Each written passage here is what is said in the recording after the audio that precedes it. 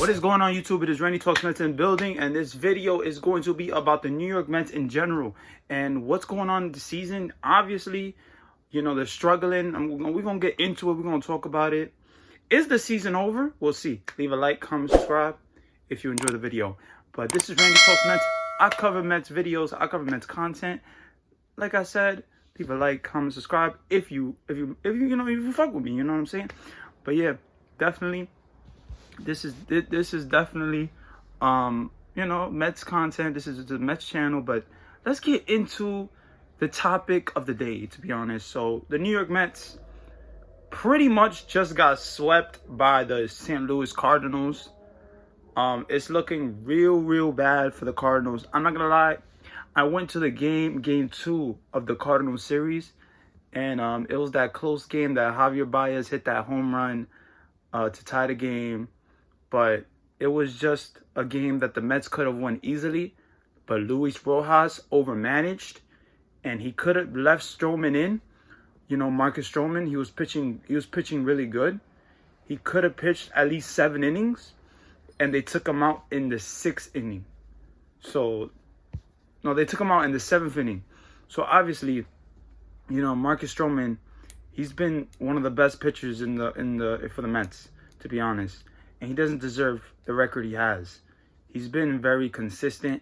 He's been pretty good. So it's just the Mets don't get him runs, and he's been hurt by run support throughout the whole season. So I'm not gonna lie, I don't know if Marcus Stroman is gonna re-sign with the New York Mets. I pretty much just don't see it. But I'm not gonna lie to you guys. Marcus Stroman, he's a guy that, you know, is confident. You know, a guy that he knows his worth, you know. So basically, if he signs with the New York Mets, then he signs. But if he doesn't, then he doesn't. You know, it is what it is. He's gonna get some money, and definitely with this free agency coming up, this was his contract year. He pitched pretty good. His ERA is below 3. He's pitched pretty good. He doesn't deserve the record he's getting, but like I said, I went to that game, and the Mets lost that game. You know, 7-6. It was a great game, though. I'm not gonna lie. It was a really good game, back and forth, really good game. But Sunday, you know, I mean not Sunday. Game 3 yesterday, they got destroyed, 11-4. I'm not gonna lie. It's really tough for the New York Mets right now. Tyler Miguel made the start. Obviously, his start didn't go well. I had hopes for Tyler Miguel. You know, he's still gonna be a part of the rotation next year, but I had hoped that he was going to be like a godsend for this, you know, this team, you know, like not a Jacob deGrom. Obviously, you can't replace Jacob deGrom, but we're going to talk about that as well. But definitely, let's get into what's really wrong with the season in general. I would say the offense. The offense has just been terrible, guys. The offense has just been terrible. Francisco Lindor is batting 220 something, maybe 230 now, maybe. But he's batting 220 something and with 17 home runs. Now, a guy that we signed for $341 million, that's not what we signed him for, you know what I'm saying? But the thing is I would say about Francisco Lindor, he did come from Cleveland. Now, playing in Cleveland is not that hard compared to New York, to be honest. So obviously, Ahmed Rosario, the one that we traded, and Andres Jimenez was going to be the next thing for the New York Mets, you know, the big next thing, the shortstop, you know, for the coming years. And he hasn't even done great in the Cleveland. He's had a real fall off, to be honest, a real bad fall off. And Ahmed Rosario is actually a guy that is hitting like 280 something right now with, like, I don't know how many home runs. But definitely, Ahmed Rosario has been good for the Cleveland Indians. It has been a good fit. So, Francisco Lindor coming to New York, everybody thought, oh, he was going to be the 30 home run hitter. He was going to be we know his defense is great. His defense is on point. Francisco Lindor's defense is good. He will give you a couple of errors because, you know, he's not perfect. But obviously, you know, he's one of the best shortstops in the game, to be honest. But like I said, let's get into the season. Francisco Lindor has 17 home runs. That game with the Yankees, he hit 3 home runs. So, to be honest, Francisco Lindor, I feel like this year was like just a feel out year for him. Just to feel out New York. See how it is. Obviously, he signed here for the next 10 years. So he's going to be in New York, guys. He's going to be a New York Met for a very long time, guys. So let's get used to Francisco Lindor, okay? Let's get used to Francisco Lindor because he's not going anywhere no time soon. Now, Francisco Lindor, he's not having a good season. But let's see what he does next season, I'm not going to lie, this season was not good. And like I said, they're probably not going to make the playoffs. They have really slim chances. I don't even think they're going to make the playoffs at all. I hope so that they would, but, they got 3 games against the Phillies that they could make up some ground against the Phillies. Big games. Big games. A sweep would be amazing for that team. A sweep would be amazing. But let's talk about James McCann. Now, James McCann is the catcher that signed for 4 years. Guys, James McCann has been a disappointment. Coming from Chicago, he was a part-time catcher for Chicago.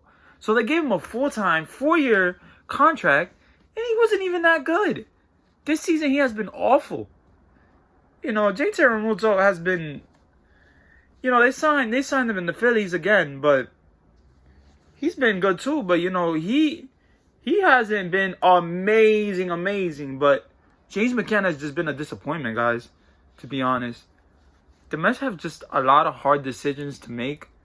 But to be honest, what derailed the season is that DeGrom injury. Because once DeGrom got injured, it's like you lose the best pitcher in the whole game. So think about it this way. The Mets could be like 4 or 5 games over 500 right now if Jacob DeGrom would have been starting still. And they would have been in a better position, than they are now. So losing Jacob DeGrom was really big. Obviously, he's the best pitcher in the whole league. You know what I'm saying? The fact that he's been injured, it really sucks at this time. Really sucks. Noah Syndergaard, I don't really care if he comes back. I really don't. You know why? Because this whole season, it's like, bro, he's been trying to come back for so long. You know what I'm saying? He's going to come back and pitch, what, in the bullpen? What is that going to do? Come on. Jacob DeGrom is supposed to come back, what, late September? Maybe October, if they even make it? Like, come on. Like, the season is, I'm not going to lie, it's basically over, guys. The season is basically over. So many disappointments with the New York Mets. Dominic Smith, a person that was having a great year last year, is having a disappointing year with 11 home runs, 245 average. Come on. Michael Conforto, contract year. He missed some time, but still, Michael Conforto's having a terrible season as well, man. Like, I'm not gonna lie. That's really the problem with the Mets right now. The offense is the biggest problem, guys. The offense. Because if the offense would have been better, they would have had way more games won. And to be honest, they have to learn how to play small ball and also hit with runners in scoring position. That has been the problem the whole season. Now, I'm not going to lie. Brandon Nimmo is a great part of the Mets, you know what I'm saying? But he's very essential to the Mets. We still got him for a couple of more years. Probably 1 more year, I think, after this. Or maybe 2. So, we're going to lose Michael Conforto if they don't sign him again. But I'm not going to lie. I don't know if I want Conforto back. And that's crazy because I was the biggest Conforto fan that you could probably think of. You know what I'm saying? Like, when he came up in 2015, I was really, like, so happy.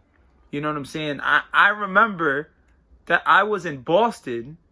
And, I was visiting Boston. And I was going to a Boston game. But I remember Michael Conforto came from Double-A. He came from Double-A to the majors. And that was like their biggest prospect. You know what I'm saying? One of their biggest prospects. Obviously, Michael Conforto is one of the biggest positives because he was a first-round draft pick. So, I could talk about the Mets all day, to be honest, guys, but the season has just been terrible, and the offense is really the problem. The offense is really the problem, and the pitching also has to get better because, you know, as much as I like Taijuan Walker, we got him for one more year. He's okay. He's not an all-star. He's okay. Like, he's not the best pitcher in the whole league, you know what I'm saying? Like, Jacob deGrom needs to get healthy, man. Needs to get healthy. And if you can't throw 101 miles per hour or 100 miles per hour, don't do it. Try to throw 95. Try to throw something. Because Jacob deGrom is very smart and he knows how to pitch. And he knows how to get hitters out, even if he doesn't throw 100.